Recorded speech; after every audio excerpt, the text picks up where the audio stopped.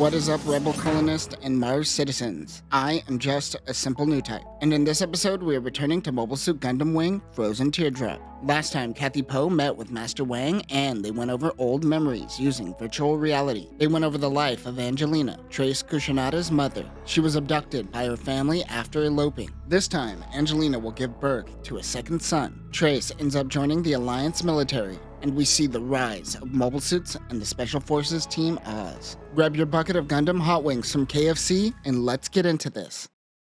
AC-171, Autumn. 3 months later in Luxembourg, Angelina gave birth to a boy she named Treize. Last episode, we saw Ainz get beaten and bloodied by Septum and his men on the runway. This was runway 13. Treize means 13 and is a reminder of that day on the runway. Well, that's dumber than the dice in Star Wars. He looks very similar to both the Yuis. Not too long later, she was forced into a political marriage with Hundert Catalonia and the Rockefeller Foundation. Then her father, Saint-Cont, passed away. Before dying, he gave all the power to little Treize, while Dermail Catalonia assumed control until Treize was old enough. Angelina plans on using this new marriage to thrust the ideals of Hito and Ainz onto her son Treize, a world of colonial independence. Through him, perhaps this could be achieved. Meanwhile, in space, Hito Yui proclaimed the complete unification of the colonies to the public.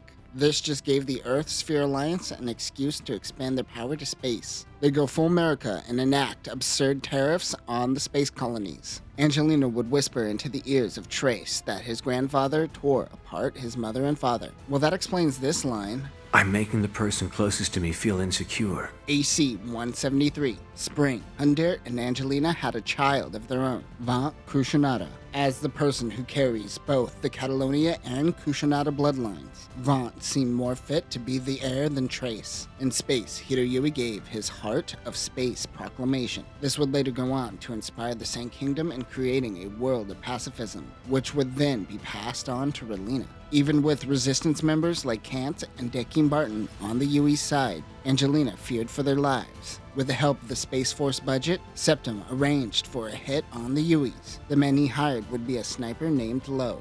AC-175, April 7th. The family went on vacation in Scandinavia where they saw the Northern Lights and much more. However, the next morning, Angelina's worst fears were imagined. On the news, she learned that Hito Yui was assassinated. At the same event, a bomb went off, killing Ainz as well. Angelina cries alone when Treize comes in. He feels for his mother and cries as well.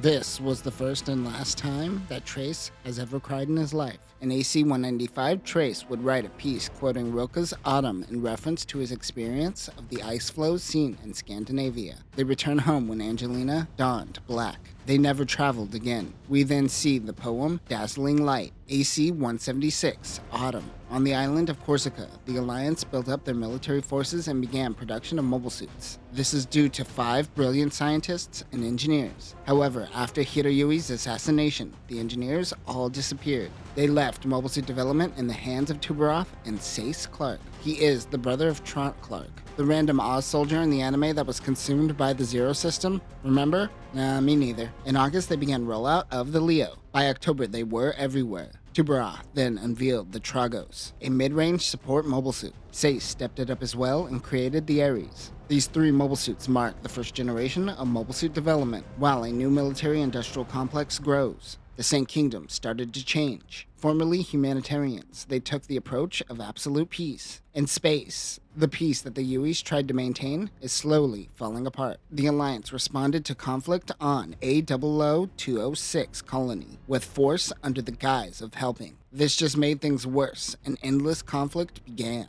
Hundert was never around, claiming to always be working for the Foundation, but the boys saw him as a coward who was retreating from his family. Their father eventually admitted her to a hospital in the Saint Kingdom. AC-180, April 8th. Treize is now 9, and Vingt now 7. They go to visit their mother at the hospital every holiday. Every time they visit, she says the same thing to Treize. Seize the world, become the ruler of Earth and space. The Sunk Kingdom wasn't always a nation of peace. They don't really have any resources and had a weak military. Regardless, they dipped their toes in conquest, only to be conquered and put into debt. Cut to the present, and the current king has put all their resources into medical research. This made them the top nation in global healthcare. 1/3 of the population has a role in medicine, either as a doctor or nurse. They were dispatched throughout the world and began helping people. They even helped in the advancements in child care in space. Remember, there is a superstition about having a kid in space. The superstition is built around it being a real problem in the past. The Saint Kingdom met many times with Hiroyui before he was assassinated. The king would go on to proclaim total pacifism.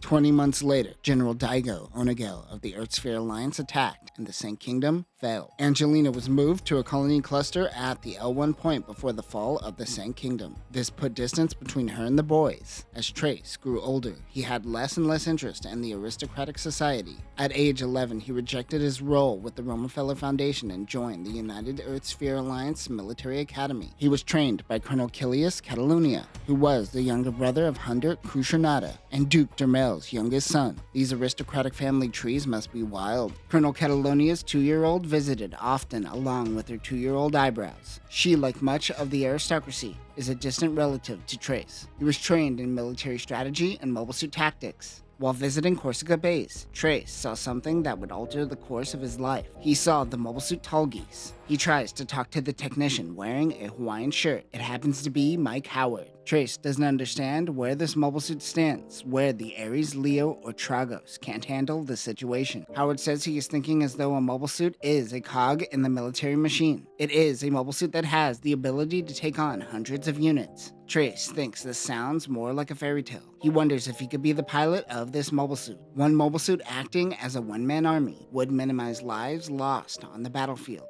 Treize demands it be painted an elegant color. Zex would go on to pilot this unit, but 12 years later, he would be reunited with the tall geese. In the anime, when he saw the mobile suit, it seems like this was the first time he saw it, but he was feigning ignorance while he was around Lady Un, as he didn't want to show his true self until she proved herself. What a weird retcon. But seeing this mobile suit would inspire him in the future when he enacted Operation Daybreak. Treize also went on to help with the development of the Tall Geese 2 and 3. MC-0022, Winter. Master Chang activates a device. The alarms go off as a hidden door reveals a cryo chamber. It looks like a frozen teardrop. Inside is Princess Aurora, a boy. The boy happens to be Hiroyui, the pilot of the Gundam. This face looks familiar to Kathy Poe. She remembers the archive security cam footage of AC-195 of Dual Maxwell giving a speech. She is referring to this speech. This false pacifism, this false living space, outer space is nothing but a breeding ground for even more battles in the future. Hiro used Duo's name while undercover. The only footage of a Gundam pilot is of Hiro, not Duo. She realizes that 3 of the Gundam pilots are standing in front of her. Well, 2 of them. One's defrosting.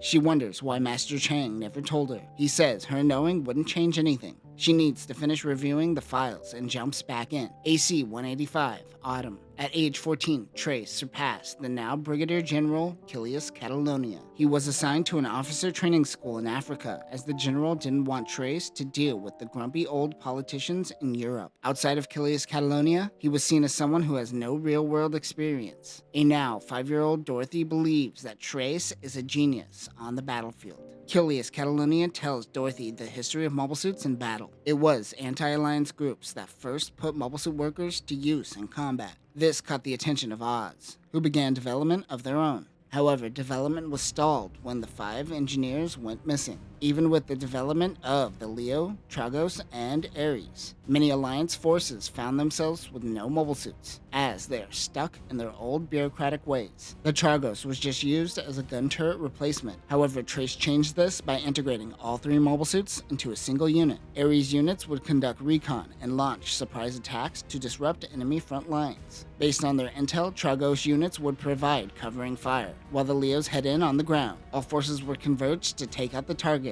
This is similar to Napoleon's cavalry tactics or Hitler's Panzer Division, but most conflicts involve small insurgencies. No longer are we in the days of soldiers treating war as an extension of dueling. It is now a systematic approach that requires precise management over the system, just like a business. It wasn't until next season until he was able to put it into practice. A rebellion broke out in Mogadishu. Vingt started playing a bigger role in the deliberations. A supreme commander of the Alliance ground forces, Vingt, thinks that these mobile suit forces are just toys. Treize chooses 5 candidates for his mission. Zex Marquise, 10 years old. Lucretia Noin, 10 years old. Izumi Tarnoff, 14 years old. Solak de Broek, 12 years old, and Elv Angel, age 13. They're quite young. Treize and Zex will lead the Ares units. Noin and Izumi will run support in the Tragos. Solak and Elv will push in on the enemy front lines with Leos. All the mobile suits are white, which explains Noin's white Taurus in the series. Treize and Zex launch. They take out the command center and turrets around the outer perimeter. The Leos and Tragos move in with minimal conflict. The rebels wave the white flag, and the battle is over in an instant. Commander Vingt is mad that this operation was accomplished with just 6 mobile suits. Treize talks to Zex. He calls him Miliardo and seems to know his true identity that he has been hiding. From that day on, a new era of warfare began. And that will do it for this episode. It is hard to keep track of who is related to whom, but considering it is supposed to be European royalty, it's no wonder their family tree is a straight line. There are also a lot of prequel moments that no one asked for, and it is only going to get more cringe from here on out. Next time, Kilius will become Field Marshal, Oz will gain more autonomy, and we will see the Leo Type 2, aka the Chimera, seen used by the rebels. But that will do it for now, new types. Remember, don't name your kid after a runway. Peace.